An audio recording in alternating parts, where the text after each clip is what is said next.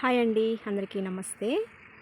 ఇక్కడ చూడండి, మధ్యాహ్నం 2 ఆ సమయంలో నాకు మంచి చక్కని ప్రకృతి ఆనందం కనిపించింది. ప్రకృతి అందం, ఆనందం. ఇవి వచ్చేసి కొంగలండి. ఇది వచ్చేసి మేత భూమి. పశువులకి మేత పెంచుతారన్నమాట. ఇదివరకైతే గడ్డి అలాంటివి, గట్ల మీద ఉన్న గడ్డి, పొలాల్లో ఉండే గడ్డి దోకి తీసుకొచ్చి పశువులకు వేసేవాళ్ళు.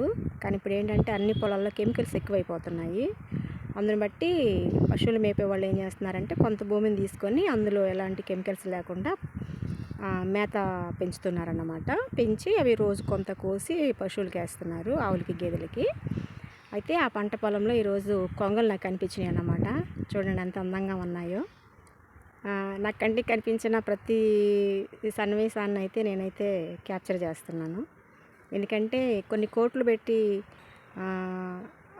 కొనలేని ఇలాంటి అద్భుతమైన సన్నివేశాలు మనం కొనలేమన్నమాట.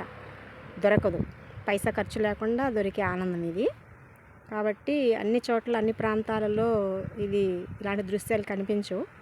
సో కాబట్టి పంట పొలాలు, పల్లెటూరులో ఇలాంటి దృశ్యాలు కనిపిస్తూ ఉంటాయి. సో కాబట్టి నా కంటికి కనిపించిన దానికి ఏది కూడా నేను మిస్ కానివ్వను. నేను చాలా హ్యాపీగా ఫీల్ అవుతాను. కొంతసేపు వాటివైపు చూస్తాను.